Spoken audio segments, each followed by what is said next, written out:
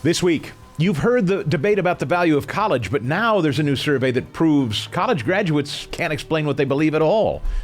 What is sadfishing? A new epidemic among teens on social media, and you need to know about it. Plus, a Wisconsin school district in financial trouble. They'd rather struggle financially than allow a local Catholic school to help them out. These are just some of the stories we're about to dive into this week on The Lion Week in Review.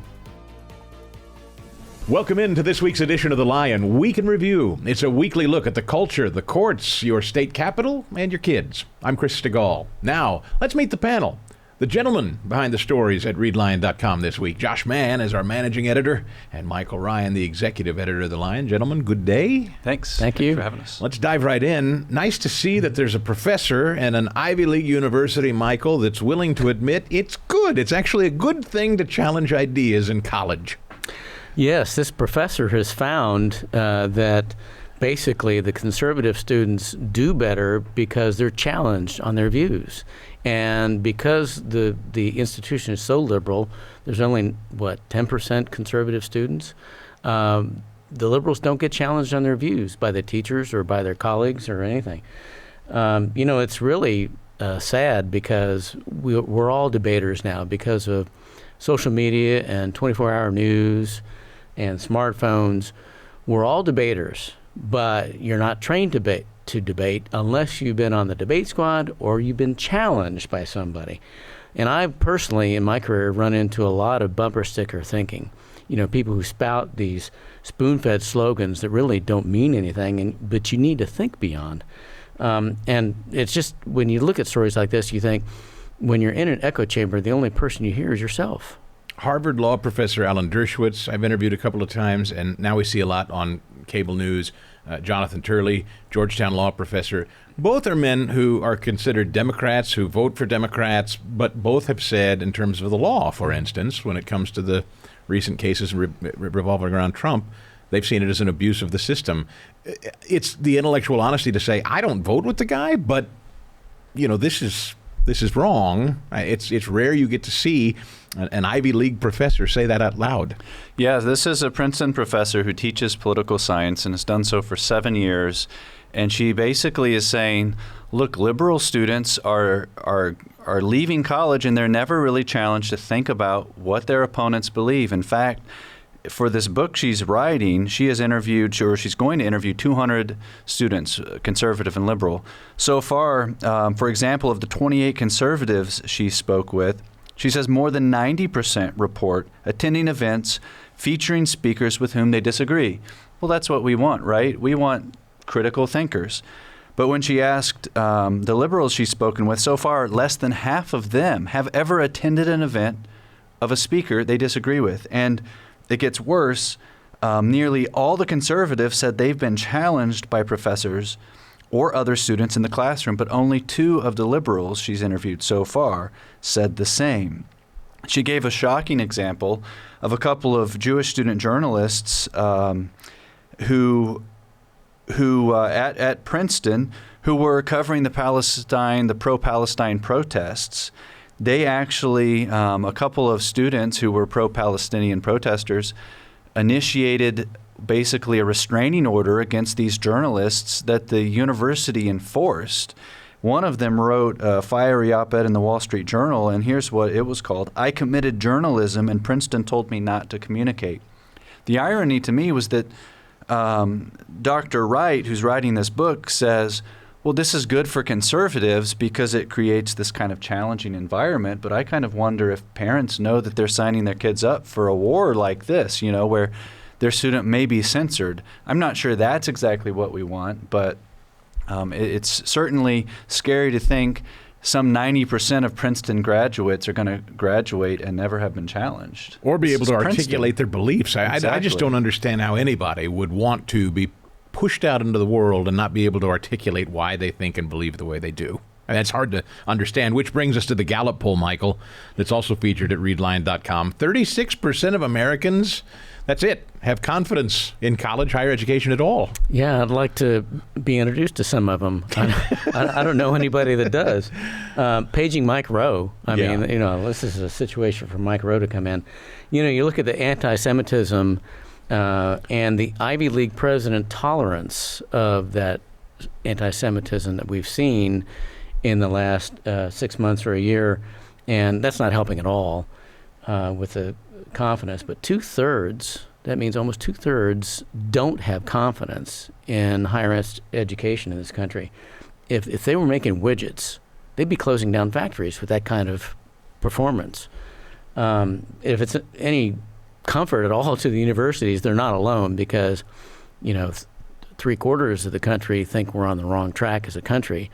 And when it comes to free speech, 70% think we're on the wrong track. I've started to wonder about higher education generally as a business model, because from what I understand, I know a couple of individuals who serve on like a board of regents, if you will, a management team for a college.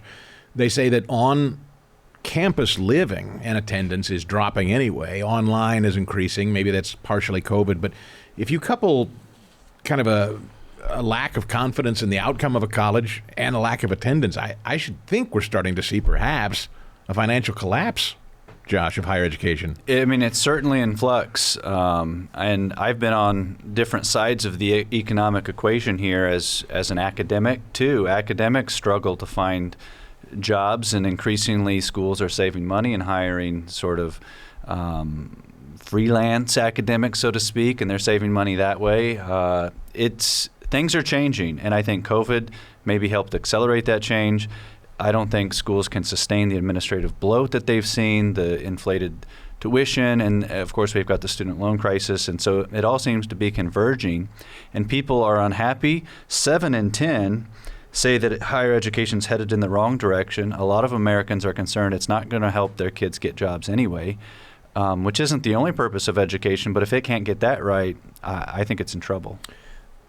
We were talking before the show began today about a story out of Pennsylvania, Chester County, Pennsylvania. I happen to be familiar with this community, a school district where some 22 kids, middle school kids on TikTok, have targeted teachers in their school district with homophobic stuff, assertions of pedophilia, really, really vile stuff. And the New York Times profiled it, Michael, and said it's the first kind of mass attack on teachers by students using TikTok. That dovetails with a story that you've covered at readlion.com, warning of this epidemic called sadfishing on social media. I hate to sound like the old guy on the front porch, but it's just, is anything good coming of social media and kids with these phones? It doesn't look like it. And, I've been fishing. I can tell you all fishing to me is sad fishing. But I saw a cartoon recently where these two kids are on a phone looking out at their little friends playing outside. One of these kids says, well, how sad that they don't have phones. Mm-hmm. It's kind of scary when you look at it. On a serious note, sadness and depression can be very seductive. Mm-hmm. And if you have this feedback loop where you're encouraging yourself and others online are encouraging you to be sad, that is a dangerous situation. It can be a cry for help, but it also can be a phenomenon of isolated lives, that these kids aren't getting out and playing like those kids in the cartoon. It's okay. It's fine to say it's okay to not be okay, and that's an important message, especially coming out of COVID. But only to a point, and you can encourage the not being okay to a fault. As journalist Rebecca Reed, who coined the term sad fishing, put it this way: I can't help wondering if, in our attempts to normalize sadness, we might accidentally have incentivized it and ended up making our lives a little bit worse. Wow. Especially for our kids. I saw if anybody's familiar with the cartoon, the show The Family Guy, there's a scene where they go to a social media convention, and one of the booths was you could pretend you're in a hospital bed for your social media post and post for sympathy, and then all these people begin to respond to it, and Peter, the character who's in the hospital bed, says, oh, well, this is the last thing I wanted, all this response, all this attention. But of course, that's the point.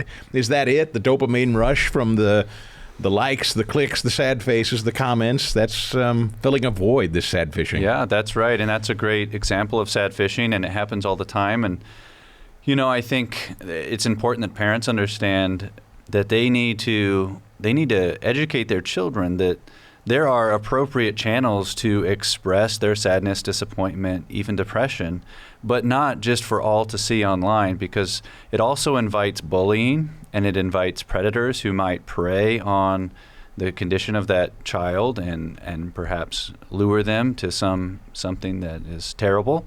And so it's also a call to parents and others in a child's life. We need to educate kids on those boundaries. What's worse, Michael?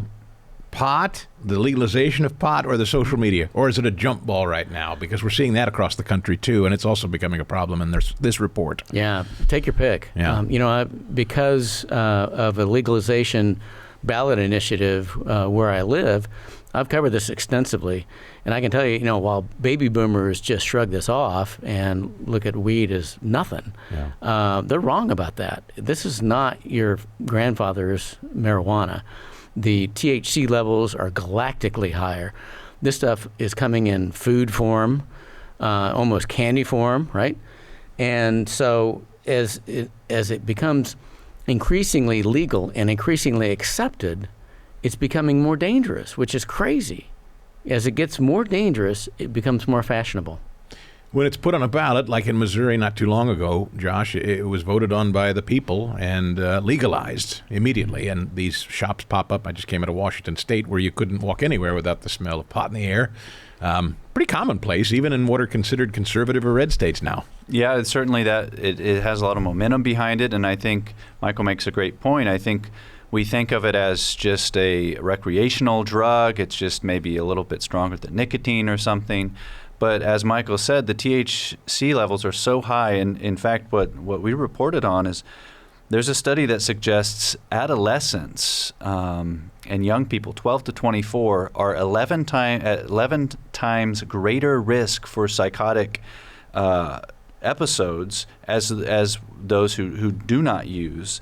And when they looked at older adults, they don't see the same thing. So something with the brain development, something with adolescents, particularly teenagers, is happening where these high levels of THC are actually causing psychosis. So these are facts, and I think other studies have suggested this. It's dangerous, and it's not just a matter of, smoking a cigarette. There's something a lot more dangerous. So talking about this like alcohol is a mistake, Michael. Framing it as though it's the same thing as kids waiting till they're 21 to drink alcohol. People would suggest it's the same thing. You think it's not? It's a huge mistake, because I've talked to doctors who are following this closely on an international level, and they will tell you that when there's just a bloody murder out of nowhere, anywhere around the country especially, they can pretty much guess that it's marijuana, cannabis, really, THC, and their batting average on it is pretty good. Wow, shocking. We're three white guys, and so you've written as much at readlion.com. Northwestern, and a suit from a white guy who says he's been targeted, Josh, because he's white. Yeah, this lawsuit includes some incredible allegations of that deans at, this is Northwestern University and the Pritzker School of Law, that deans at the school were for some 10 years actively promoting minority candidates and saying we need to hire as few white males as possible. Ironically named Pritzker School of Law, the white governor of Illinois. That's right. They falsified, according to the lawsuit, they falsified publication records for minority professors seeking tenure. They improperly pressured instructors to increase grades for minorities and also threatened to withhold staff bonuses for staff who didn't vote to hire unqualified minority candidates. And some specific examples are spelled out, and it's just shocking. This is, Michael, one of those things, I talk about with my white son sometimes. It comes up. Guilty of being white and a man, right? Yeah, and this goes much further than affirmative action. And the lawsuit argues, I think probably legitimately, that it goes way beyond what the Supreme Court at this point is allowing. I looked into this, and it's absolutely breathtaking what's going on there. And I got to just assume that Americans' scandal stomach is full, because this is a big deal. Everything that you talked about is going on. They're They're telling people not to talk about this on the faculty listserv, so they're covering it up, allegedly, by this lawsuit. This is basic constitutional rights at odds with feel-good policies. I mean, there's no other way to put it.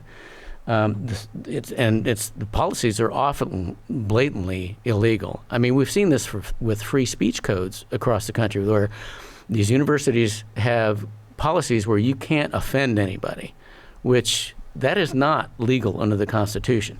But this suit in particular talks about one minority hire who admitted to colleagues that she did not understand the material she was teaching. This is a hire at the law school, and couldn't handle the students' questions.